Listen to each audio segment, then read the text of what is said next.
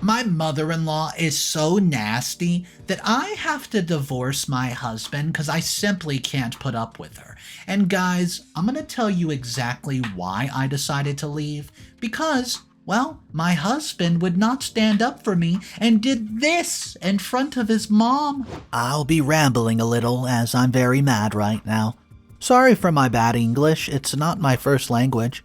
My ex and I were married for well over 5 years and together for 10. His mother was a nightmare. She would spend her time belittling me and humiliating me. I could take it as I loved my husband and did not want to make him choose between her or me. Of course, I would always tell him what she would be doing, and he would always brush it off by saying something like, "Ugh, she's a loving and overprotective mother." When she would say something racist, by the way, I'm Hispanic and they're white, he would laugh it off. When she would make a comment about me being a gold digger, even though I earned more money than my ex, he would just say, "Oh, Mom." He would also get mad at me if I ever stood up for myself. But the straw that broke the camel's back was when we had our daughter. My mother-in-law would always try to parent her and say that I would do something wrong. My daughter has an irritable colon and she cannot ingest any kind of oil or artificial things. And guess what that loony woman did? She fed my 3-year-old daughter essential oils. She's not exactly medicine, just very stupid. To make her go to sleep, she was in the ICU and I had it. I confronted my husband who said, "Oh, she only did what she thought she was best, honey." I lost it. I went to my parents and drafted a divorce agreement, and that's the best course of action. I saw a post earlier describing a situation that is much more dangerous than mine, involving allergens and an EpiPen. His face was like that Pikachu meme when I served him. He didn't know why I was doing that because we were, quote, happy. So, now a year has passed and my life has been hell.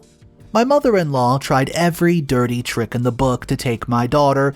To name a few, she accused my brother of sexually abusing her.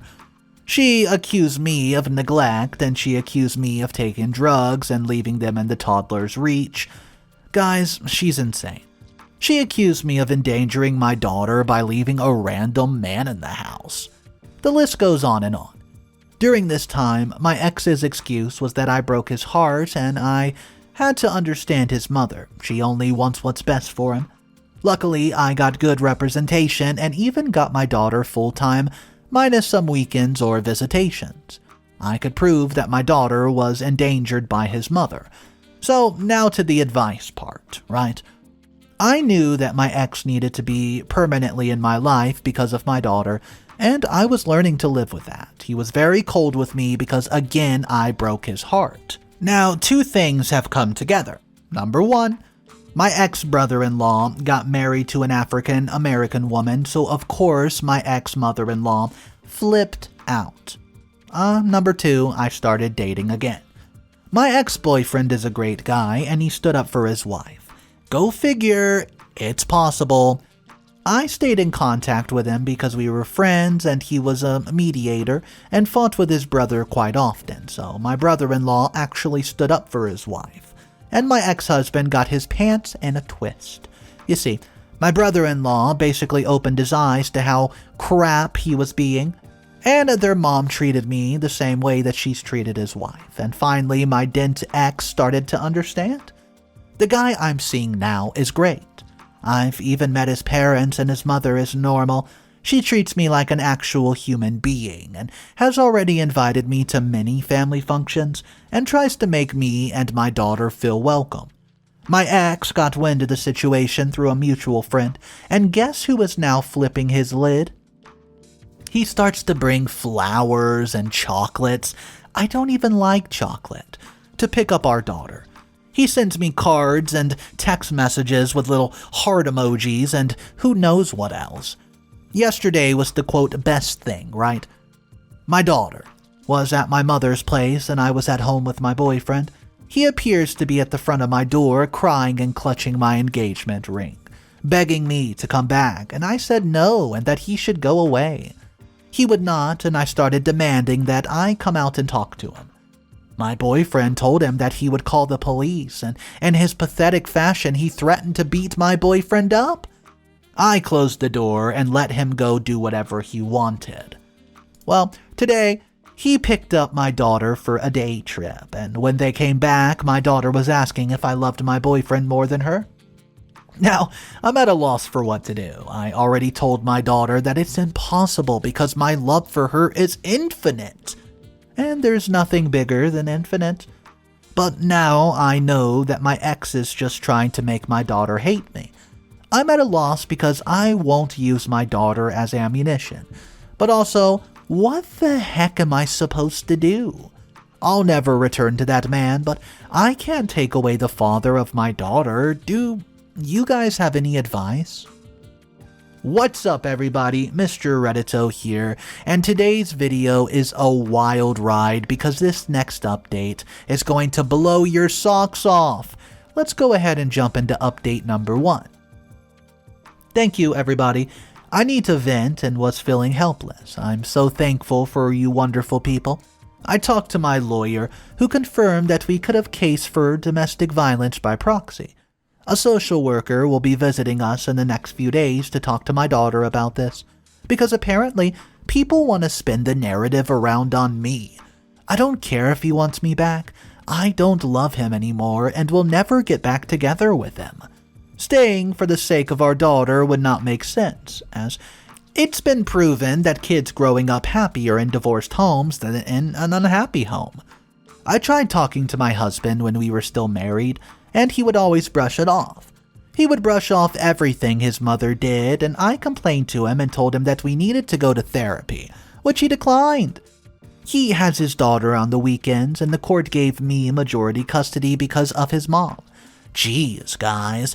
I guess in some of y'all's eyes, I should have kept being by my ex's side as a submissive idiot. Update number 2. The very next day. I just posted here yesterday, but it feels like weeks have passed, so I have just left my daughter with my mother, and I'm going to see my lawyer again. I followed some advice of you guys here in the comment section, and we sat down with my daughter to chit-chat.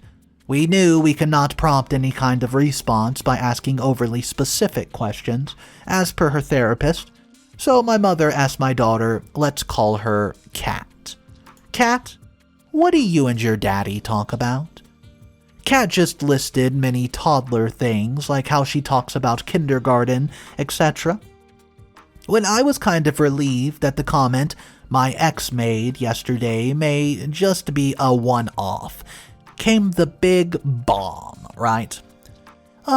He also shows me pictures of houses and tells me I can now have 2 rooms with a lot of toys. I ask her if Dad's buying a new home. No, it turns out that nut wants to take my daughter out of the country. He shows her pictures of beach houses and even buys her a bag so she can put her stuff inside it, which explains why so many of her clothes have gone missing. At first, I thought that maybe my ex had not told me yet because it had not come through, but no. He told my daughter to keep this a secret because mommy would get sad if she knew that daddy was going away. So I'm livid, and also sad because I'll have to tell my daughter no once again, and I feel lost. I talked to my lawyer, and we've taken measures that I can't discuss here, but we are on it. I have my daughter's passport, as we flew last month to visit extended family. Also, I'm a U.S. citizen. So even if my ex-mother-in-law tried to have me deported, that would not be possible. Final update 2 weeks later. So, I thought of giving you guys the last update since you helped me through this. I did not have enough evidence to request an ex parte, aka emergency child custody, so my lawyer and I had to work on steps to prevent child abduction. We got a custody decree that included provisions including passports, travel restrictions, etc. We also had to be very weary of the signs. He in fact quit his job, and on a realtor's page I saw that he was putting his mother's house up for sale. That and my daughter's words were all we needed to notify law enforcement for them to keep an eye out. I could not prevent my daughter from seeing her father. We tried to continue business as usual without my daughter feeling something was up. I got a call from the police department regarding the passport situation. My daughter's passport had expired very recently, 5 years of validity. My ex-husband had tried to request a passport from my daughter without my knowledge. This was so stupid, because even without the decree, I had to be present or submit a notarized document stating that he could request the passport. So, after that, things actually went by pretty fast. He was investigated because he violated the decree, and it was found that mother-in-law had bought 3 tickets with no return date to Mexico. I could request an ex parte after a ton of documents I submitted. In most cases, the judge will evaluate behind closed doors, and we had the hearing yesterday. It usually takes 10 to 20 days, which was very good for me. At the moment, I have sole custody of my daughter. Yes, this is all temporary. My ex has visitation rights if I'm present, but he can't take her anywhere.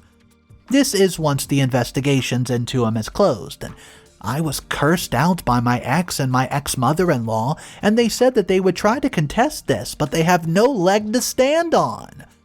My daughter will have to continue therapy, especially after this, and I will not prohibit him from seeing her. But guys, he really needs a bit of help. This was really scary. And it was a very intense 2 weeks. I don't think that I'll update again, but I wanted to thank everybody for all your tips and support. I'm really thankful as I've finally not been anxious about this now. Thank you so much.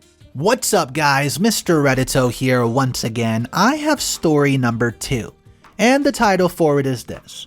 Would I be the a-hole if I asked my stepdad to walk me down the aisle instead of my dad? Here is story 2 of the day. Let's jump right into it, guys. When I was 28 years old, my dad cheated on my mom with his now wife, and my mom divorced him. She got 50-50 custody, and I hated going to my father's house because I did not want his wife to tell me what to do. My dad reduced his time when he got married, and I was 6 at the time and was not even invited to his wedding, but his stepchildren were. His excuse was that I was still bitter and would ruin the ceremony. Over time, he only paid for child support and I was completely neglected. When my dad had my half-brother, he was busy with him and ignored me. He even stopped taking me to his house on the weekends, and he would ignore me. He would tell me that he would not talk to me unless I acted like a good child, aka call my stepmother Mom, rather than her name. He would make excuses not to take me to ice cream or do other activities, and there was a time when I graduated elementary school. And, well, he promised that he and I would go fishing. He ghosted me and told my mom there was an emergency. I was again abandoned. By that time, my mom had started dating my stepfather, Lenny. Lenny was the father I never had. He was a single dad, but he still treated me like his own child. He taught me how to swim and how to drive my car, and he attended all the school functions I was at. He was there every time my dad abandoned me. I made very little contact with my dad, only contacting him on Christmas. I don't even call him on Father's Day, so fast forward to now. I'm getting married. I've asked Lenny to walk me down the aisle because he's the only father I've ever had. My dad and his family will be coming as guests. Well, this made my father really, really mad. He told me that I was his only daughter. I should not keep him away from his rights as a father. I'm getting calls from his side of the family too. My father is upset and I'm sidelining him. According to him, he's been a great father and I'm being unfair to him. Also, he doesn't want Lenny to walk me down the aisle at all. I told my dad he could walk his stepdaughter down the aisle and he would only be a guest anyways. I've made my decision. He called and told me he did not pay child support just so I could grow up to be an ungrateful brat. So guys, was I wrong? I know he's my biological father, but I just don't feel like he's my dad. Update number 1.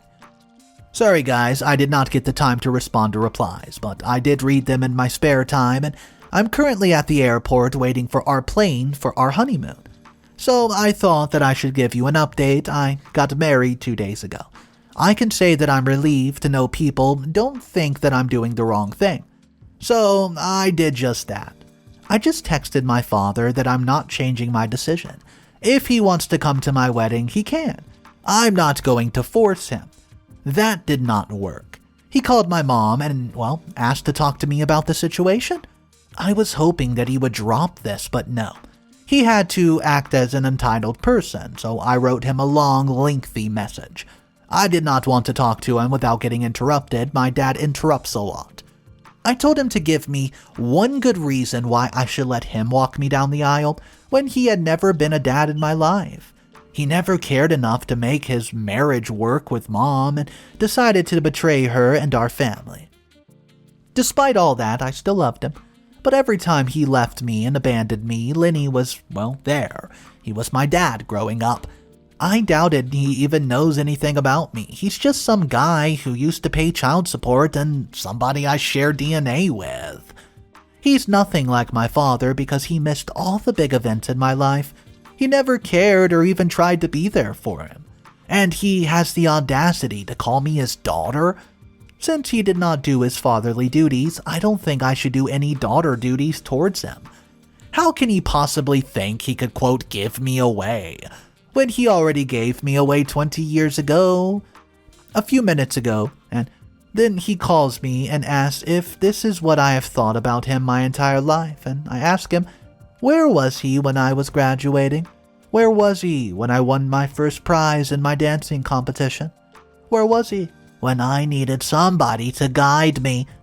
I dare him to tell me one thing about me. How much does he know about me? When was the last time he initiated any conversation with me? He went silent. He asked me if I was still mad about the past, and I told him the past was the reason I knew he was an unreliable man. All these years, if he's taught me anything, he's a crap father. And someone like him can never be trusted. I made the biggest mistake of my life believing he would come through.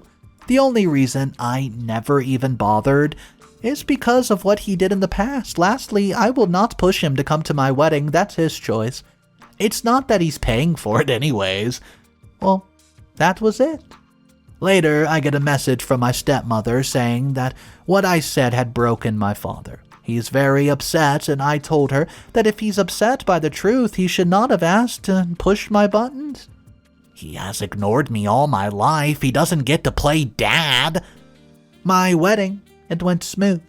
I would say the majority of my father's side of the family bailed, and I had my mom's side and some of Lenny's family as well. But overall, it was fine. I could not be more thankful to Lenny. I'm fine, even though my own dad's betrayal still hurts. My kids will know Lenny as their grandfather. Final update. Hey guys, it's been a long time, and I'm here with another update. I'm not sure how many of you remembered my last post. First and foremost, I'm pregnant. I'm really excited about my pregnancy. My mom and stepdad have been really happy. I was in no contact with my father after the wedding. From my mother, I came to know he wanted to contact me. I don't know what excuse he has now. My mom did not give me his number or any contact information. I guess he heard about my pregnancy and wanted to contact. I haven't heard from him, but I heard from my aunt that he's been devastated since the wedding. He wanted to come to the wedding bad, but he wasn't sure if I wanted him there. Even if he's not walking me down the aisle, I still wanted him there. They've been pushing me to talk to my father and at least hear him out. I don't think I can. He's been pinning over the fact that he'll not get to see his first grandchild, and he's very upset and cries all the time. My stepmother also called me from a different number and persuaded me to talk to him. She says that I'm breaking their family apart by being petty, and I should just let it go. My father is sorry for everything. Well, I responded in a very mean way, which, I sort of regret. I told her, and I quote, "Oh, you mean like you? When you broke my family 20 years ago by sleeping with my father?" She says I'm bitter about things that happened 2 decades ago. It wasn't just 20 years ago, woman. It was 20 years of neglect and countless therapy sessions. Some wounds just don't heal. They're so severe that you have to amputate that part of you forever. But I don't think she understood anything I said. My father has other biological children. Since he was there for them all the time, maybe he should seek them out to give him grandchildren and not the forgotten daughter he threw away, because he prioritized his, well, man junk over her. Sorry for this long rant, I'm just a bit emotional, and somebody suggested that I should ask my stepfather to adopt me. I'm happy to say that we're in that process. As for my sperm donor, maybe someday I'll have it in my heart to forgive him, but not now. Maybe that day will never come. Comment number 1. If you want to establish a friendship with your biological father, set boundaries, and if he crosses those boundaries, well, that's for you to decide. If you're not ready, then you're not ready. Don't let anybody push you into something you're not sure about. As for your biological father's wife, she doesn't get a say in what you decide to do or not. If you don't want your biological father around your children, that's your choice, and she can't persuade you otherwise. Comment number 2. Good for you. Continuing to stand up for yourself and now your family. He wasn't there for you when you cried for so many years, so why the heck are you expecting to turn around and get a parent of 20 years later?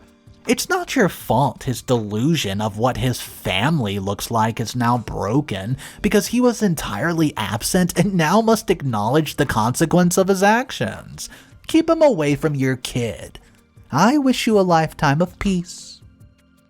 What's up, everybody? Mr. Reddito here with one bonus story at the end of it. Story number 3, am I the a-hole for not wanting to pay for my sister's medical bills? Guys, let me know in the comments down below if you like videos with 3 stories in it. Here we go, final story of the day. My parents had me at 16 years of age. They were both in high school, and after I was born, my father dropped out to work full-time and take care of me, so my biological mother could stay in school.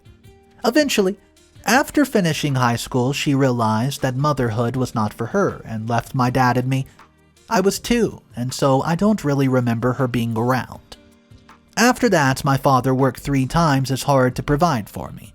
3 times as hard? He also met a nice woman whom he later married when I was 7. I consider her my mom. I'll call her my stepmother to avoid confusion. My biological mother did not contribute in any way, not even financially. In fact, the last time she contacted me was, before now, was on my 3rd birthday, which was just a quick happy birthday card through the mail. I never had ill feelings towards her, not her decisions, because I had my dad, mom, and brother, who filled the emptiness that she left. My parents have never said anything negative about her. Her leaving me was not something I thought about every day, so you can imagine my confusion when she reached out on social media to talk. I thought about it for days before I agreed. We met at a restaurant for the first time in 25 years. It was awkward, small talk at the beginning before we delved into why she left. You see, my biological mother teared up while explaining why. She suffered from postpartum depression and felt trapped by her constant cycle, so she felt compelled to leave. She explained why she reached out and made it clear that she did not leave because of me. Of course, I sympathized with her as I saw my stepmom go through postpartum depression with my brother and saw how much it affected her. We met a couple more times before I was invited to meet her new family. She had a husband and also had 3 children, aged 13, 11, and 7. After weeks of this, I had my most recent meetup with my bio mom. She looked distressed while greeting me, so I asked if anything had happened since, she then explained to me in a quick response that her oldest daughter has some pretty serious health issues. I won't say what due to how sensitive it is, and she explained she needs about $25,000 for medication and has accumulated medical bills of $20,000. She asked if I could pay it off. For context, after graduating and receiving my postgraduate diploma, I landed my dream job, so to say, which earned me a good sum of money. I'm certain that she may have heard about where my job was from somewhere and saw it as an opportunity to pounce. She gave me time to think about it. It did not take long for me to say no. I felt used. I felt exploited. She never wanted to meet me, just wanted money from the child, and the child that she left to help the other child that she left. Ironic. After giving her my response, which wasn't much, just a simple, "No, I don't feel comfortable with that."